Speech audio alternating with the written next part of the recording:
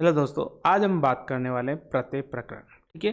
इससे पहले की क्लास में मैंने आपको 4 टॉपिक्स पढ़ा चुका हूं और 4 टॉपिक से सीधे सीधे यहां पर एग्जाम में प्रश्न पूछे थे। हेलो दोस्तों, एक बार फिर स्वागत है आपका अपने ही इस ऑनलाइन प्लेटफॉर्म पे, यानी R S career point. Hello दोस्तों, आर एस कैरियर पॉइंट के इस ऑनलाइन प्लेटफॉर्म पे एक बार फिर से स्वागत है। आज हम बात करने वाले हैं प्रत्यय प्रकरण। ठीक है, प्रत्यय प्रकरण। इसके पहले की क्लासों में हम पढ़ चुके थे माहेश्वरी सूत्र। ठीक है, माहेश्वरी सूत्र। चाहे आप रीट लेवल 1 की तैयारी कर रहे हो या लेवल 2 की तैयारी कर रहे हो, ठीक है, चाहे आपने भाषा फर्स्ट ली है या भाषा सेकंड, कोई सी भी भाषा आप लेकर के चल रहे हो, तो ये टॉपिक्स दोनों के लिए इम्पोर्टेंट था। यहाँ पर आपने देखा होगा सीधे सीधे क्वेश्चंस यहाँ पर पुटअप होते हैं, सीधे सीधे यहाँ पर प्रश्न बनते हैं। ठीक है। दूसरा टॉपिक हमने पढ़ा था वर्ण परिचय। ठीक है, क्या पढ़ा था? वर्ण परिचय। और वर्ण परिचय भी सीधे सीधे प्रश्न पूछे जाते हैं। ठीक है। तीसरा टॉपिक हमने पढ़ा था उच्चारण स्थान, और उच्चारण स्थान से भी प्रश्न सभी एग्जाम में लगभग पूछे गए। ठीक है। चौथा जो टॉपिक था वो था आपका कौन सा? चौथा टॉपिक था आपका सुक्तियाँ। ठीक है, मैंने आपको 6 से लेकर 10th तक की जो भी बुक्स हैं जहाँ से भी सुक्तियों से संबंधित प्रश्न पूछे जाते हैं, डिटेल से मैंने वो क्लास ली थी और उसमें मैंने आपको बताया था कौन कौन से चैप्टर है जहाँ से सुक्ति पूछी जाएगी, कौन से श्लोक किस लिए महत्वपूर्ण है।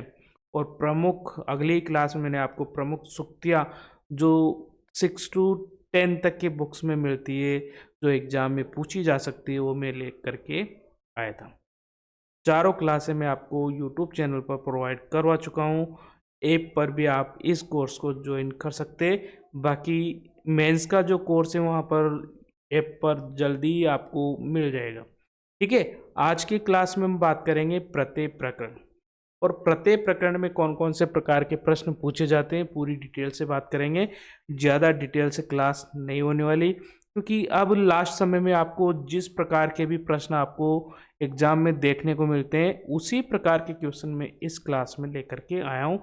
उसी के रिगार्डिंग ये क्लास होने वाली हो। ये मान के चले कि इसको देखने के बाद इस प्रत्यय से जो भी प्रश्न आता है वो आप 100% राइट करके आओगे। तो सबसे पहले बात कर लेते हैं परिभाषा। ठीक है, परिभाषा से अभी तक यहाँ पर कोई क्वेश्चन यहाँ पर आपका नहीं पूछा गया है, तो परिभाषा को केवल आपको एक ही जानकारी के लिए याद रखना है।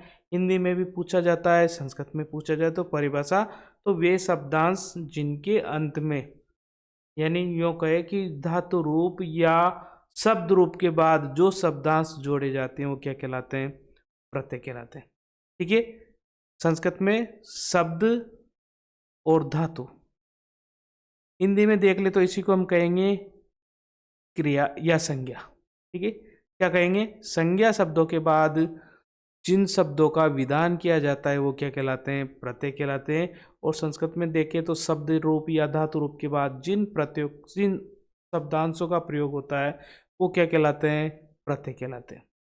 ठीक है, याद रह जाएगा। केवल नॉलेज के लिए आपको याद रखना है कि प्रत्यय कहते हैं किसके हैं, तो प्रत्यय उन शब्दांश को कहते हैं जो शब्द रूप या धातु रूप के अंत में जोड़े जाते हैं।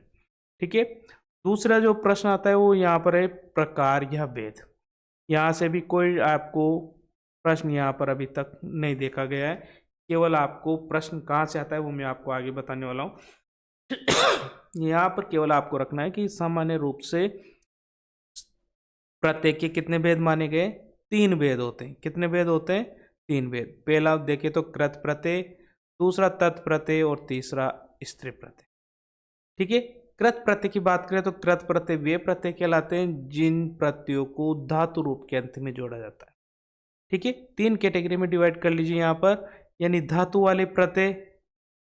धातु वाले प्रत्यय क्या कौन से प्रत्यय कहलाते हैं? धातु वाले प्रत्यय कृत प्रत्यय कहलाते हैं। दूसरा शब्द रूप वाले जो प्रत्यय होते हैं वो तत् प्रत्यय कहलाते हैं। और तीसरा जो शब्द रूप में कैटेगरी होती है पुल्लिंग स्त्रीलिंग, तो पुल्लिंग शब्दों के बाद जो प्रत्यय जुड़ते हैं या उन्हें जो पुल्लिंग शब्दों के बाद जो प्रत्यय जुड़ते हैं उनको स्त्रीलिंग में जो बदल देते हैं वो प्रत्यय स्त्री प्रत्यय कहलाते हैं। तो 3 प्रकार के प्रत्यय आपको याद रखने हैं, कृत प्रत्यय, तत् प्रत्यय, स्त्री प्रत्यय। ठीक है। कृत प्रत्यय वे प्रत्यय जिनका विधान धातु रूप के बाद किया जाता है। कृत प्रत्यय कहलाते हैं, और इनसे बने जो शब्द होते हैं वो कृदंत कहलाते हैं। याद रखिए, कृदंत, कृद ए अंत में जिसके, कृत ए अंत में जिसके, वो क्या कहलाते हैं? कृदंत। तत् प्रत्यय वे प्रत्यय जिनका विधान धातु शब्द रूप के बाद किया जाता है, सॉरी, शब्द रूप के बाद किया जाता है, वो प्रत्यय क्या कहलाते हैं? तो वो प्रत्यय तत्प्रत्यय कहलाते हैं। और इससे बने बने जो शब्द होते हैं वो क्या कहलाते हैं? तदितांत कहलाते हैं। क्या कहलाते हैं? तदितांत कहलाते हैं। तीसरे प्रत्यय हो गए स्त्री प्रत्यय, यानी वे प्रत्यय जिनका विधान पुल्लिंग शब्दों के बाद किया जाता है, लेकिन शर्त है यहाँ पर, क्या शर्त है? कि पुल्लिंग शब्दों को किस में बदल देते हैं? ये स्त्रीलिंग में बदल देते हैं। पुल्लिंग शब्दों को किस में बदल देते हैं? स्त्रीलिंग में बदल देते हैं। क्या कहलाते हैं? क्या कहलाते हैं? स्त्री प्रत्यय कहलाते हैं। जैसे मान लो यहाँ पर आप ले लो, एक शब्द ले लो, बाल, ठीक है, क्या ले लिया आपने? बाल, यानी बालक हो गया, ठीक है।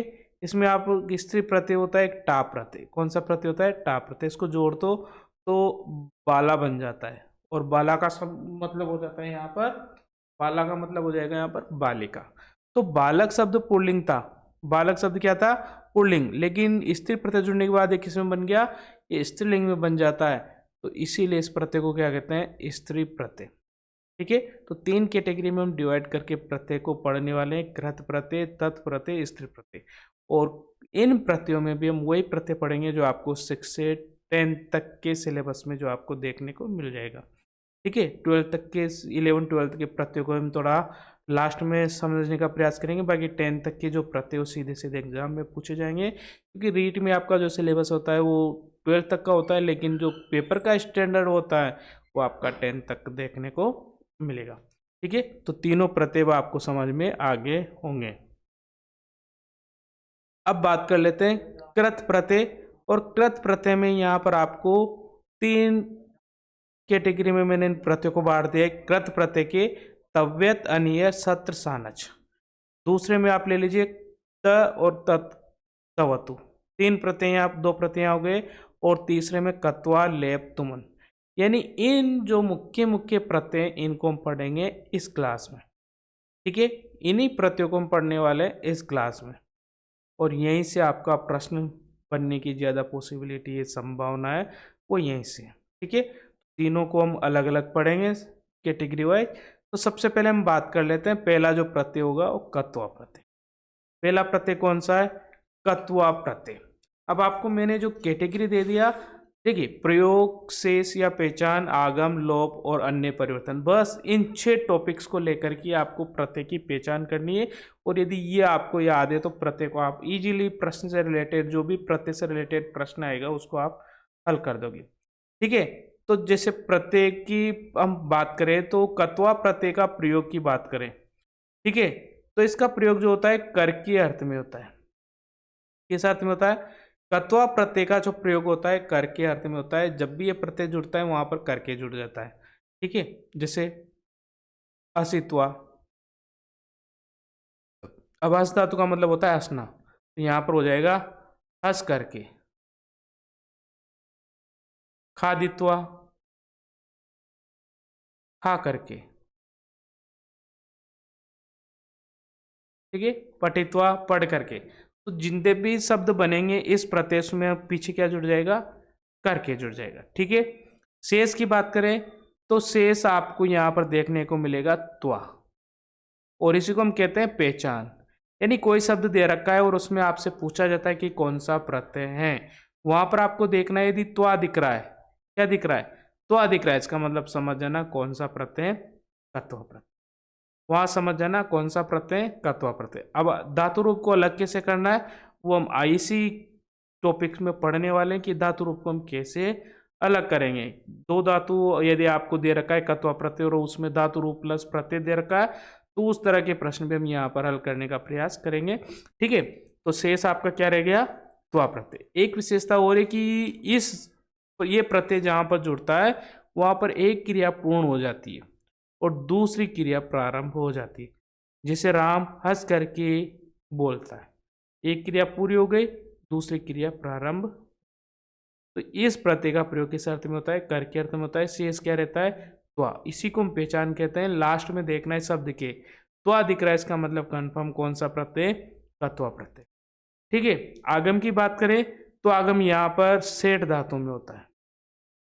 कौन सी धातु में होता है, सेठ धातु में क्या होता है, आगम होता है। किसका आगम होता है, ईट का आगम होता है। ईट का मतलब ईट का लोप हो जाता है, यानी ई का आगम हो जाता है। ठीक है, किसका आगम होता है, ई का आगम होता है। कौन से धातु में, सेठ धातु में। और सेठ धातुओं का मतलब क्या है, तो इसका एक सीधा सा अर्थ आप लेकर के चलते हैं, जिन धातु में क्या लगा हुआ हो, हलंत लगा हुआ हो। क्या लगा हुआ हो, हलंत लगा हुआ हो, उनके अंत में क्या क्या हो जाता है, प्रत्यय जुड़ने से पहले उसमें ईट का आगम हो जाता है। ई, छोटी ई जो जिसको कहते हैं, उसका आगम यहाँ पर हो जाता है।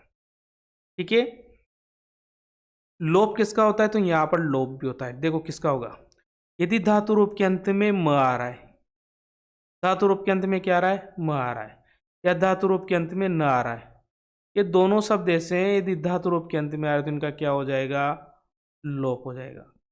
कौन सा प्रत्यय जुड़ने से पहले, कत्वा प्रत्यय जुड़ेगा। कत्वा प्रत्यय जुड़ेगा तब इसका लोप हो जाएगा। ठीक है, इसको ऐसे समझ लो जैसे गम धातु है। कौन सी धातु है, यहाँ पर कत्वा प्रत्यय जोड़ रहे हैं। ठीक है, अब कत्वा का तो क्या शेष रहता है, त्वा शेष रहता है। ठीक है, यहाँ पर म आ रहा है अंत में, म का क्या हो जाएगा, लोप हो जाएगा। क्या बचा, ग, तो क्या बन गया, गत्वा। आ गया समझ में, यानी म और न का लोप हो जाता है। याद रखना, गत्वा प्रत्यय में म और न का लोप हो जाता है। अन्य परिवर्तन की बात करें तो अन्य क्या क्या परिवर्तन हो सकते हैं। ठीक है, अन्य क्या क्या परिवर्तन आपको यहाँ पर देखने को मिल सकते हैं। तो बस थोड़ा सा याद रखना कि जैसे सी आ गया, यानी जब ई की मात्रा आ जाए तो ये ई की मात्रा किसमें बदल जाएगी, गुण में बदल जाएगी, गुण में बदल जाएगी। ठीक है, और आपने पढ़ा होगा एच ओ आई वाई आओ, इस सूत्र से ये ए आई में बदल जाएगा, यानी यहाँ पर बन जाएगा सही। क्या बन जाएगा, सही। और यहाँ पर यदि हम कत्वा प्रत्यय जोड़ रहे हैं तो यहाँ पहले ई का आगम हो जाएगा और ये बन गया सहीत्वा। ठीक है, ये थोड़ा सा परिवर्तन आपको यहाँ पर देखने को मिल जाएगा। अब बात कर लेते हैं कुछ इसके उदाहरण। तो देखिए, उदाहरण की बात करें तो देखिए इस प्रकार से आपको उदाहरण देखने को मिल जाएगा, जैसे गम प्लस कत्वा, कत्वा का क्या शेष रहेगा, त्वा, गम का क्या शेष रहेगा, म का लोप हो जाएगा तो ग। ठीक है, और क्या बन गया, गत्वा। ऐसे लिख लो आप, खाद प्लस कत्वा। अब देखिए यहाँ पर क्या है, खाद है, द क्या है, हलंत है, द क्या है, हलंत है, तो ई की मात्रा आ जाएगी, ई का आगम हो जाएगा पहले। ठीक, क्यों, क्या बन गया, खादी। क्या बन गया, खादी। तत्व का क्या शेष रहेगा, त्वा, और आपका बन गया त्वा। अब आपको यदि इस तरह से ये दे दिया जाए एग्जाम में कि वदित्वा कौन सा प्रत्यय, तो आपको पहचाना है त्वा से कौन सा प्रत्यय हो गया, कत्वा प्रत्यय हो गया। कौन सा हो गया, कत्वा प्रत्यय। अब बचा वदि, वदि का मतलब ईट का आगम हो रहा है, हटा दीजिए, क्या बन गया, वद प्लस कत्वा। ठीक है, ऐसे हो जाएगा लिखित्वा, लिखित्वा यानी लिख प्लस कत्वा, यानी जहां पर अलग करने पर ई बच रहा है, ई का आपको लोप कर देना है। ठीक है, ई का आपको क्या कर देना है, लोप कर देना है। आ गया समझ में, ठीक है, चलिए आगे। तो ये तो था कत्वा प्रत्यय, आपको समझ में आ गया, और प्रयोग किस अर्थ में होता है, कर के अर्थ में होता है। दूसरी बात करें तो शेष क्या बचता है, कत्वा, त्वा शेष बचता है। आगम किसका होता है, सेठ धातु में ईट का आगम होता है। और लोप किसका हो जाता है, तो अंत में धातु के अंत में न और म हो तो उसका लोप हो जाता है। और अन्य परिवर्तन में ई का किस में बदल जाएगा, ए में बदल जाता है, गुण में। ठीक है, ए में। ये और आपको उदाहरण मैंने आपको बता दिया किस प्रकार का उदाहरण यहाँ पर हो सकता है और किस प्रकार से आपको पहचानना है।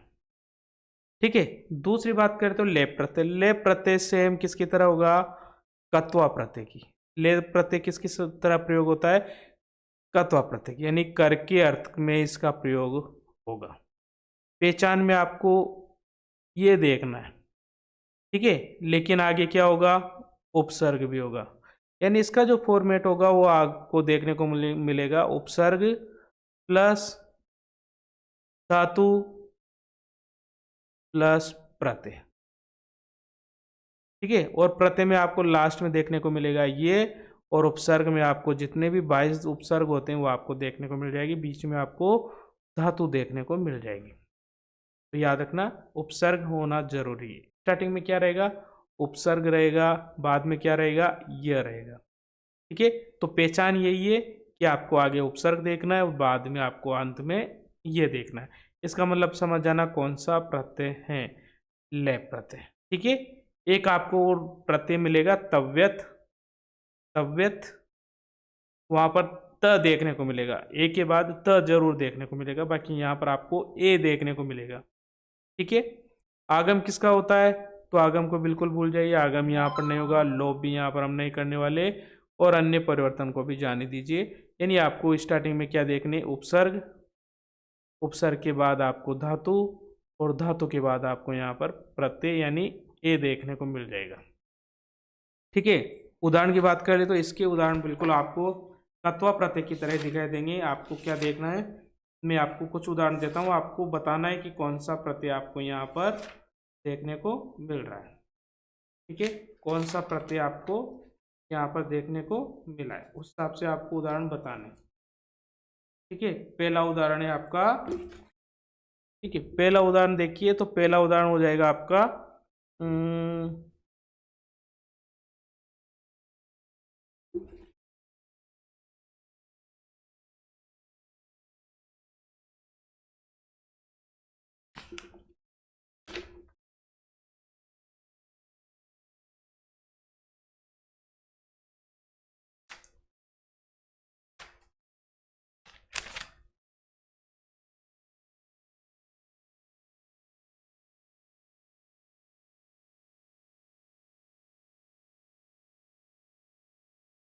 हाँ, तो पहला उदाहरण हो जाएगा आपका अनीय,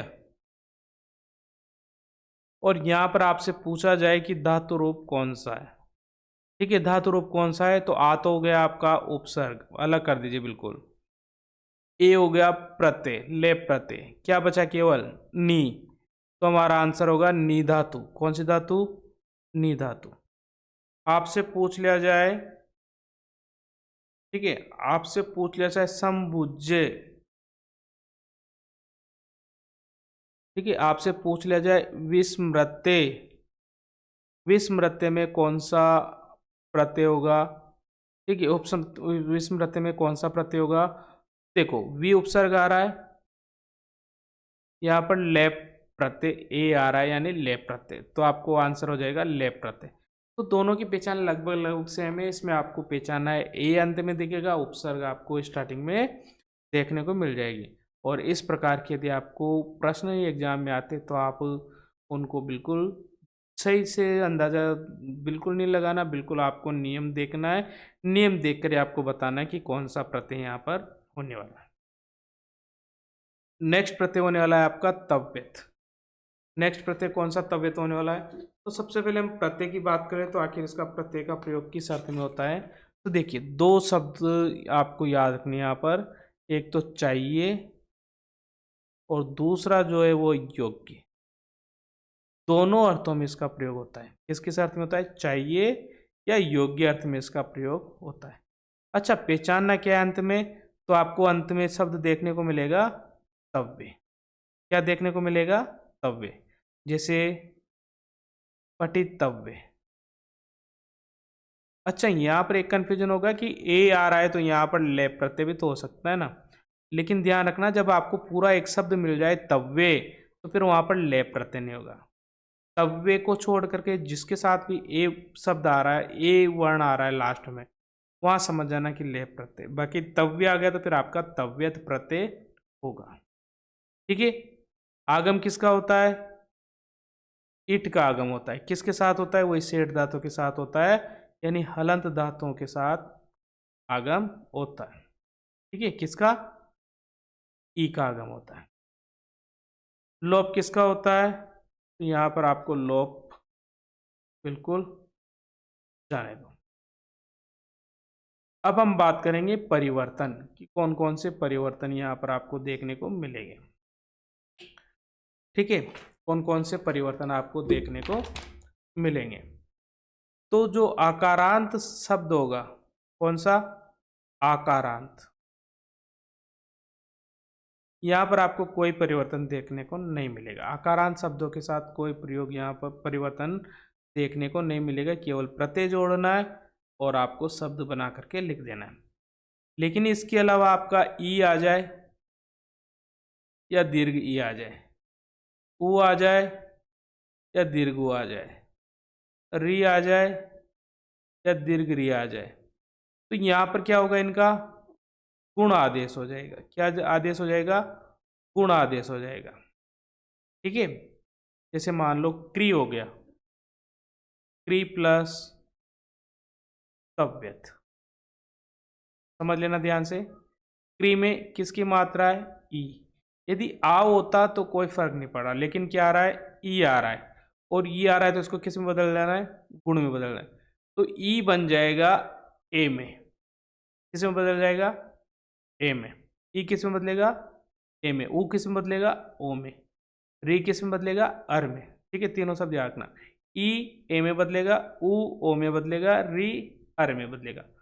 दीर्घ या लघु दोनों भी हो, कोई सा भी हो, उसी में बदले। ठीक है, ई और दीर्घ ई दोनों ए में बदल जाएगी। तो देखो, क्री में आपको क्या जोड़ देना है? एक ही मात्रा जोड़ देनी है। ये हो गया आपका क्री। तव्यत का क्या शेष रहता है? तो तव्य रहता है, और आपका बन जाएगा क्रेतव्य। आगे समझ में? क्रेतव्य यहाँ पर रूप बन जाएगा।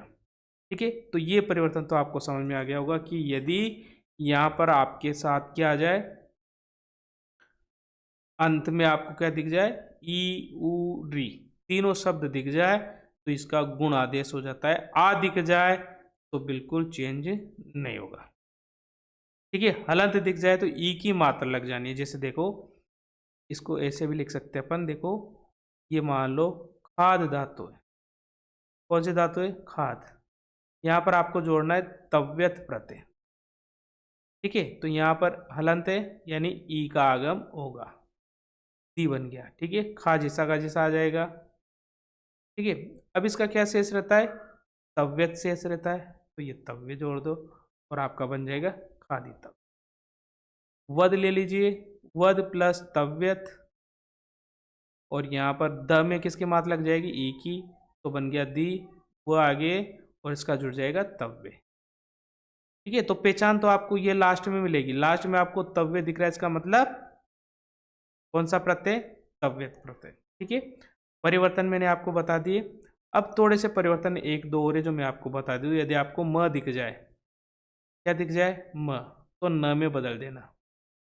किस में बदल जाए? म को किस में बदल देना है? न में बदलना है। जैसे गम प्लस तव्यत। ठीक है, वहां पर हमने जो कर्तव्य प्रत्यय पढ़ा था, म का क्या किया था हमने? लोप। लेकिन तव्यत प्रत्यय में इसका लोप नहीं होगा। तव्यत प्रत्यय में लोप नहीं करना है। इसको किस में बदल देना है? न में बदल देना है। ठीक है, तो ये हो गया ग, और ये हो गया न। इसका क्या जुड़ता है? तव्य, और आपका बन जाएगा गंतव्य। यानी इसका जो हम गमतव्य लिखेंगे वो गलत है, गतव्य लिखेंगे वो भी आपका गलत हो जाएगा। तो आपको क्या लिखना है? गंतव्य लिखना है। यानी म किस में बदलेगा? म किस में बदलेगा? म बदल जाएगा आपका न में। एक और आपको शब्द ध्यान रखना है, यानी प च और ज, ये दिख जाए आपको बदल देना है क में। च और ज को आपको किस में बदल देना है? क में बदल देना है। किस किस को? प और ज को आपको किस में बदलना है? क में बदल देना है। कैसे बदलना है? देखिए, प और ज को जब आप इसमें बदलोगे तो आपको देखो ये मिल गया पच। ठीक है, एक धातु होती है पच, और पच में आपने जोड़ दिया तव्यत प्रत्यय। क्या जोड़ दिया? तव्यत प्रत्यय। तो च है अंत में, च को किस में बदलना है? क में बदलना है। ठीक है, यानी प आधा क, इसका जुड़ गया तव्य, और यहाँ बन जाएगा पक्तव्य। ठीक है, क्या बन जाएगा, वक्तव्यम। रह जाएगा याद, यानी च और ज आ जाए तो उसको किस में बदल देना है, आपको उसको बदल देना है च में। नोट करते जाइए, ठीक है। आपको दिख जाए भ, क्या दिख जाए, भ, भ को बदल देना आपको ब में, यानी लब प्लस तव्य, और ये बन जाएगा, ठीक है, क्या बनेगा, लब तव्यम। ठीक है, भ को किस में बदलना है आपको, भ में बदल देना है। ध मिल जाए तो आपको किस में बदलना है, ध मिल जाए तो आपको बदल देना है द में। ठीक है, और मान लो आपको द मिल जाए तो द को फिर बदल देना आपको द में। तो ये जो प्रमुख परिवर्तन होते हैं वो मैंने आपको यहाँ पर बता दिए। इन परिवर्तन को आपको याद रखना है, बाकी के नियम आपको मैंने बता दिए।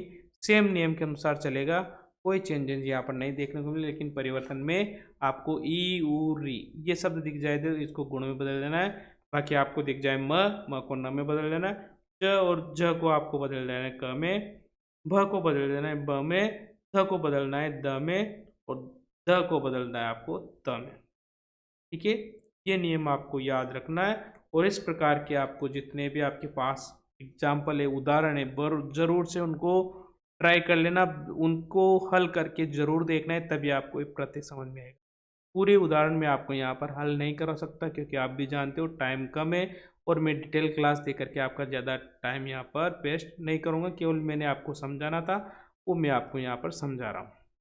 ठीक है, यानी ये आपको समझ में आ गया। तो प्रत्यय से रिलेटेड प्रश्न, इस प्रत्यय से रिलेटेड जो भी प्रश्न है उसका समाधान आपका हो गया होगा। यदि कोई आपका कन्फ्यूजन है किसी टॉपिक, किसी नियम को लेकर के, तो आप कमेंट बॉक्स में हमें ज़रूर बताएं, मैं कोशिश करूँगा उनका जवाब देने का। पर्सनली आपको कमेंट बॉक्स में या तो वहीं से जवाब दे दूंगा, यदि मुझे लगेगा कि इसका जवाब मुझे वीडियो बना करके देना है तो मैं वीडियो बना करके उसको हल करके भी आपको बताऊँगा। तो ये आज की क्लास थी, कैसी लगी कमेंट बॉक्स में ज़रूर बताएं, और अभी तक चैनल को सब्सक्राइब नहीं किया तो सब्सक्राइब कर देना, बेल आइकन को जरूर याद करके प्रेस कर देना, जिससे जो भी नए अपडेट्स होते हैं उनकी आपको समय पर मिल जाए। Thank you.